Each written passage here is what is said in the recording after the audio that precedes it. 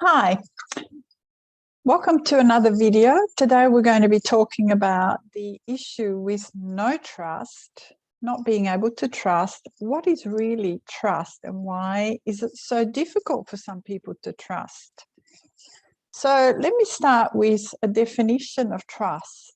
Trust obviously is when you trust someone else that they can be safe, reliable, responsive. They are someone that you can consider will keep your confidences if you tell them a secret, that they're not going to be gossiping about you, someone who has integrity, someone that has proven to you that they will be there when they say they will, they'll do what they say they will do. So it's a lot to do with reliability and seeing the evidence of their behavior in the way they relate to you. When trust is a problem is a couple of different things. One of them is that there's been a trust problem from childhood attachment trauma.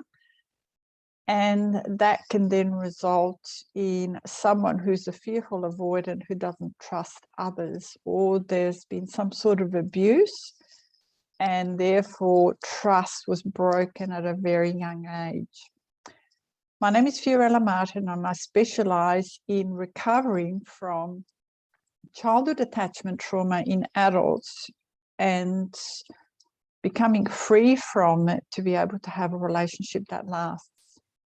Trust, or the inability to trust, there's a misconception often when boundaries have been broken that trust should be imminent and immediate and that a person should trust others. The reality is that trust has to be earned, and you cannot have instant trust or instant relationships or instant friendships. Someone who is secure has the ability to take the time to get to know someone and understand how this person is over a period of time and see who they are in their own life, how they behave in their life and how they behave with them, whether there is a reciprocity of wanting to invest in the rapport, making the time for the interaction, and over time the trust starts to be increased or starts to become evident that it's possible to start trusting someone.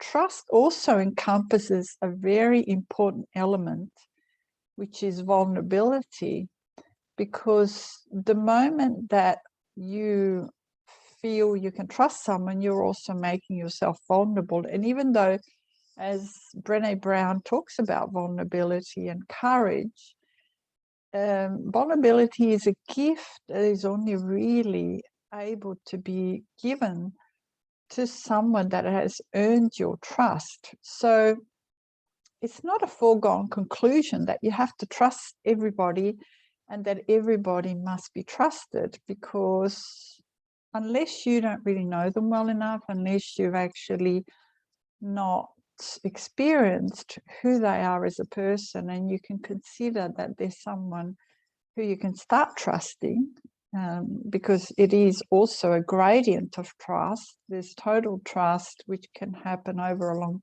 period of time, and the person has made evident over and over again that they can be trusted, they are a trustworthy person, that they're honest, reliable, considerate. Unless you see those kinds of behavior, there's absolutely no reason why you need to trust someone until they can have that trust that is earned in the way they behave and over a period of time, at which point your level of sharing and your level of vulnerability can increase. in relationships, whether it starts off as an acquaintance, whether it then develops into a friendship and then possibly into a romantic relationship, it all takes time. You're still discovering the other person, and not necessarily everything they say may be true. It has to be evident over time. Someone can say lots of things when they first meet you as trying to impress you, but it doesn't mean that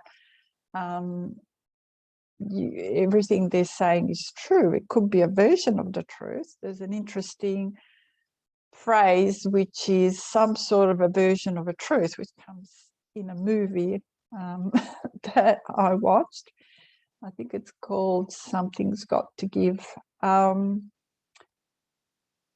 So anyway, the trust is not something, so it's okay not to trust. In fact, it's also okay not to trust therapists, because if a therapist isn't capable of providing the right rapport to give you the opportunity to consider whether this is the right person for you, you know, like I offer a free strategy call.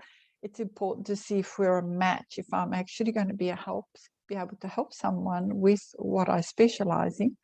That's an opportunity for both of us to develop a level of rapport, a level of trust, and a level of knowing whether we're a match in achieving the solutions that the client would like to achieve.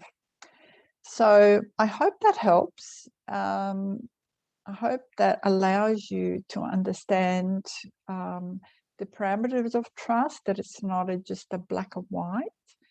And in another video, I will talk about the way that we set expectation, standards, boundaries, and consequences that have a lot to do with eventually achieving trust. But for now, thank you for listening, and please like, share, and subscribe.